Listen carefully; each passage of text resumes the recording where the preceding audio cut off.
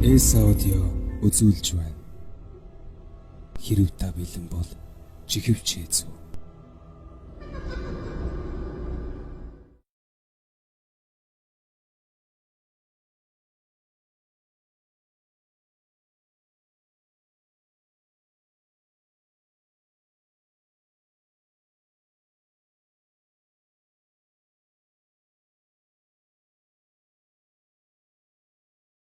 Ам дамжсан яриа.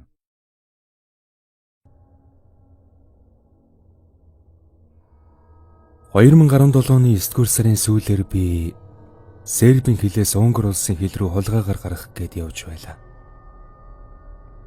Надтай нийлээд 5 эрэгтэй, 1 эмэгтэй нийлээд 6 хүн явж байсан юм. Нэг нь болохоор бид нарыг хил гаргаж өгөхөөр замчилж яваа хүн. Харин нөгөө хэд нь болохоор миний л адил хил гарах гэсэн хүмүүс байсан юм. Бид хэд өмнөх өдөр нь уулзаж ярилцаад тохирцоолоо. Тэгээд маргааш өглөө замдан гарцгаасан юм. Намрын өдөр халуун гэж чихтэйхэн. Дээрээс нар ээж тасралтгүй явган алхацгах бид өөрсдөө ч дотроос нь халууцаж явуут дундаан 2 гараараа ээлжлэн хөлсөн арчицхан явж билээ. Эхэндээ бид хоорондоо элдв юмс ярилцсан инээлдэж танилццхан явж байсан бол өдөөс хойш явдалдаа ядарсан болохоор тэр үз нэг их өг дуурхан болцгоосон юм. Өдөржин алхах замд энд тэндгүй бургас тааралдана. Тэр нь ядарсан хүнд бол алхахад төвхтө санагдмаар. Бидний алхаж явсан зам дагуу гол урсаж байсанд бид хэд голын усаар толгоогоо норгох мөн далинд нь жаал хөлийнхөн жилийг гаргаад авъя гэж бодоод хэсэг голын дэргэд сууцгаасан юм. Өөргөвчнээсээ бэлдсэн багсаг хоол хүнснээсээ эдэцгээж аваад цааш өргөлжлүүлэн замдан гарцгаалаа. Ингээд бид хэд цааш алхаад явж байтал харанхуй болж эхэллээ. Нар доошлон доошилсоор жаргахын алдад бид ойн захад ирцгээсэн байв. Тэр ойн дундуур явахгүй бол бид хэд дэндүү холоор тойрж алхах хэрэг гарч байсан болохоор алхалтанд ядарч туйлдж байсан бид төвөгшөөж ойн дундуур явахаар дуу нэгтээ шийдэцгээсэн юм. Зам заажуугаар замаа мэдж байгаа болохоор бид хэд санаа зовсон зөөлж байгаагүй юм. Гагцгүй хөл майн л их цуцаж байлаа. Ойроо орон урагшлахад сүүдэр нөмөрч сэрүү татан халууцхан болцгоов. Гэвч нар жаргасны дараагаар ой дотор маш хүйтэн болсон. Намрын 9 сарын сүүл болохоор тэр биз. Хачин их даарцгааж эхэлцгээсэн юм да. Тэгээд болоогүй шүн дунд хамт явсан ганц эмэгтэй мань бүр алхаж чадхан болоод хоёр талаас нь хоёр залуу түшиж дэмнэн авч явж эхэлсэн юм. Аргагүй үстэй. Өдөр болгон хэн тэгж их хол алхаад байх вэ? Ер нь бол бид нэр Сербиас гараад Унгар ортол нийт 80 гаруй километр алхацгаасан юм. Тэгээд ойроо орсноос хойш гэхүү, шүн болсноос хойш гэхүү юм л тохиолдсон доо. Эхлээд явж байгаад би анзааралгүй хий гიშгээд намаг руу унчихдаг юм байна. Гэхдээ сандарсандаа амт тэмцэн дээжгнэж байтал хамт явсан найз маань шууд л араас орж ирээд намайг татаж гаргах гэж оролдож байлаа. Тэр даруйд хамт явсан залуус маань удасныхаа гэрлийг тусгацгааж бид хоёрыг татаж гаргачихаар юмс хайн сандралдаж нэг нь ашгүй мод олж ирээд бид хоёрыг татаж гаргасан юм. Хэрв тэгээгүй бол би тэр ойдон өөрдүүлдэх байсан биз. Шүн дунд ой дотор намаг байгаа нь ёстой мэдэгддэггүй юм байлаа. Намайг харахад зүгээр л нэг газар шиг л харагдаж байсан юм уу гэн. Ингээд намагнаас гарч ирэхэд аимшигтай их даарсан юм да. Гадаа шүн угаасаа хүйтэн байсан. Дээр нь хувцас бие тэржигтэй норжгсан болохоор их л даарч шууд л хамаг хувцасаа тайлж шидэд өөргөвчнээс нь хуурай хувцас гаргаж өмссөн юм. Үүний дараагаар болсон явдал төөртөлгүй бид цааш өргөлжлүүлэн алхацгаалаа. Харанхуй ойн дунд хавирган сарны гэрлэр л заман бүдэг харцгаж явсан бид хэд замдаа баг зэрэг төөрч хөө. Хамт замчилж явсан монгол залуу маань замаа олдоггүй хэсэг эргэлзэж бөөндийн явцгаасан юм. Заавал шүн дунд 3 цагаас 4 цагийн алдад баг. Тэгэж явахдаа бид генетикийн нэг зүйлийг анзаарсан юм.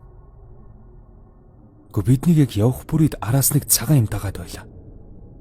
Эхэндээ бид хүн юм болов уу гэд бүгдээрээ модны ард орж нуугдацгаан өнөөхийг ойртож ирэхийг хүлээцгээвэл нөгөө цагаан юм чинь ирэхгүй яг байрандаа зогсож байна. Бүгд л айж гайххан зэрэгцэж хэсэг зогсцгоолоо. Тэгэхэд манай найз бид хоёр нэг тамхи гаргаж татцгаасан юм. Өөрсдийгөө тайвшруулах гэж байгаа ухаан тэр л дээ. Гэхдээ бас өнөө тамхин хамаагүй татаж болохгүй л дээ. Яг тэгвэл шүн дунд тамхины цогоор хилчид мэдээд ирж магадгүй болохоор гарныхан алганд цогийг нууж байгаа татж байлаа. Ийм хэсэг зогсоцгоосны далимд хөлөөнж баг зэрэг амраагаад авлаа. Юутаж цааш алхацгаагаар шийдээд бүгд урагшлан алхавал өнөөх цагаан юм араас дахиад л дагаад эхлэж явах нь бүгднгийнх нүдэнд нь тод харагдаж байсан юм. Яваад дундаан бид бүдэгхэн ярилцаж юун гэрэл юм болоо. Хачин юм бэ? Би бүр хүн юм болвол гэж айлаа.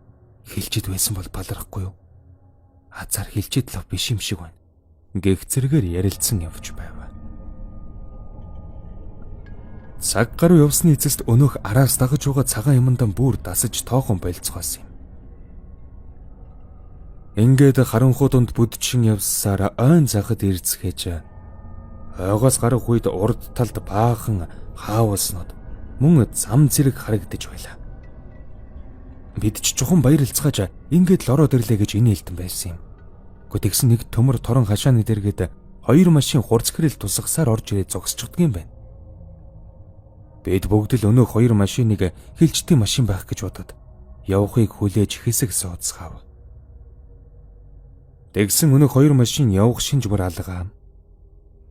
Тэгээд бөөндөн тэр газраа бүр тоглон сууцгааж бие засч хэвтгэн хэвдэцгэлээ.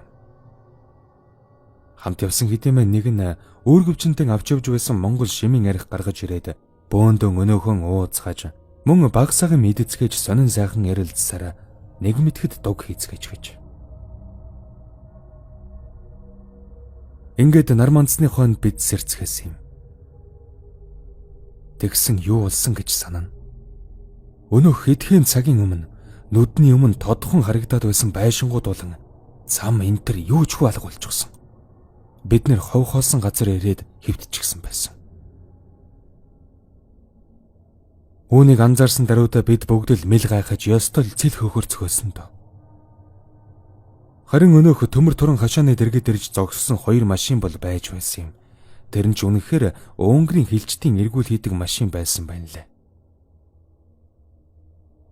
Ингээд бид хэд тэр машиныг явахыг хүлээж тэндэн сууцгаасаар өчигдөр шөнийн болсон хачин явдлуудыг ярилцгааж үд өнгөрч орой болсон хон 9 цагийн алдад сая нэгэн машин хөдөлсөний араас бид хөдөлцгөөс юм. Өнөөх машин зогсож байсан төмөр торон хашааг давсны дараагаар урт гэгчийн төмөр зам таарж түүнийг даган алгасаар байгаад өнгөрлөө орж үлээ. Харин бидний ард ямар учиртай мэдэгдэхгүй дагаж байсан гэрэл мөн шөн дунд тод гэгч нь үзэгдэж байсан байшингууд хоцорсон юм да. Одоо болтол ямар учиртайг нь би бодоод олдоггүй юм. Гэхдээ яах вэ?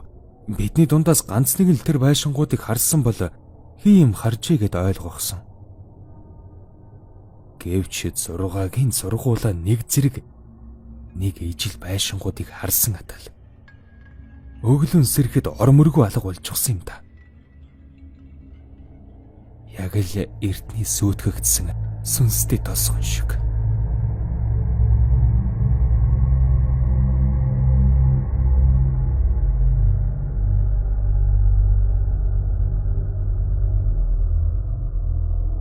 Одоо энэ ярих гэж байгаа болсон явдал маань тэмч урт биш л дээ. Гэхдээ энэ зүйл үнэхээр болсон явдал. Би тухайн үед 22 дэх шүтээсийн 3 дугаар курсын оюутан байлаа. Мөн оюутны додор байранд амьдардаг байсан юм. Учир нь би гэдэг хүн чинь Дорногов аймгийн хүн шүү дээ. Хотод эгчин их маань байдаг байсан ч би додор байранд орно гэж угаад л додор байранд орж үлээ. Учир нь эгчин хараагийн алтанд байхыг хүсэх хүн л тэр л дээ. Эгч маань нөхрийн хамт бас гэдсэн дэх бяцхан хүүгийн хамт 3-4 дугаар хороололд 2 өрөө байранд амьдардаг байсан. Игчийн нөхөр нь хөдөө уурхад ажилдаг тул байс хийгээд л нэлээд хэд хоногор ажилдаа явждаг байсан учраас хаяада би хань болж гэрт нь очиж хондог байлаа. Гэхдээ би эхэндээ ер нь анзаараагүй юм л да. Тоогоогүй ч гэх юм уу. Дэднийд очихдоо би ихэнхдээ орой нар жаргалсан хойно очиж таардаг байсан. Би хичээл ном гэж их гүйдэг оюутан байсан болохоор сургуулийнхаа номын санд хичээлийн хийсээр байгаад л тэр. Жингээд би нэг л өдөр тэр хачин зүйл болоод байгааг анзаарсан юм. Их чих минь 4 давхарт байдаг. Оройхон очих бүртээ би дээш лифтэнд сууж гардаг байлаа. Гэтэл лифт зөв зүгээр явж байгаад л 3 давхарт очиод зогсож байгаа. Лифтэнд би ихэвчлэн ганцаараа суудаг байсан болохоор 3 давхрын давчлуур дээр дараагүйг би сайн мэддэг байсан. Хүн суух гээд 3 давхарт хүлээж ирсэн болов уу гэж бодоод лифтний хаалга онгооход бүдэг шар гэрэл туссан орцсонд хинч харагддаггүй. Гайхаад толгоогоо цугуулгаж ийш тийш харвал ямар ч хүн байдаггүй байсан. Тэгээд л ахиж хаалгыг нь хаагаад 4 давхартан гарч ирнэ. Үргэлжил ингэдэг байлаа. Гэхдээ намайг анзаарснаас хойш хэд хэдэн удаа ингэж давтагдахаар нэг орохтон игчэд болсон явдлыг хэлээд орхисон ч нэгч юу яриад байгаа юм те. Хүүхдүүд л тоглоод арчдаг юм байгаа биз? Ингэж хэлсэн юм. Тэрнээс хойш би игчинд очих бүртэн лифтээр биш шатар өгсдөг болсон. Тэгээд тэр нэг шин би шатар өгсөд 2 давхар далхаж байтал дээхэн талын давхарт хүн хоол нь богдож байгаа юм шиг аваа гараад байсан юм. Нэг тийм сонин аваа. Бийж тэр үед нэг их сүртэй юм бодолгүй алхаад 3 давхарт гараад ирсэн чинь өнөөгч юм алга болчихсон. Хүн амтэн ч үзэгдээгүй. Тэрнээс хойш би яхаж эгчинд нэг хэсэгтэн л очоогүй юм л да. Учир нь дадлагын ажил энэ төргээд завгүй болчихсон болохоор эгчтэн тайлбарлаж хэлж байлаа. Тэгсэн 4 билүү 5 сарын дараа эгчийнх минь өөр байр руу нөөж орсон юм. Нүүснээс нь хойш 2 гаруй сарын дараа очиход эгч маань өнөөх лифт 3 давхарт гацаад байдаг байсан тухай надад ингэж хэлсэн юм. Манай тэр 3 давхарт хүн амиа хорлож байсан юм.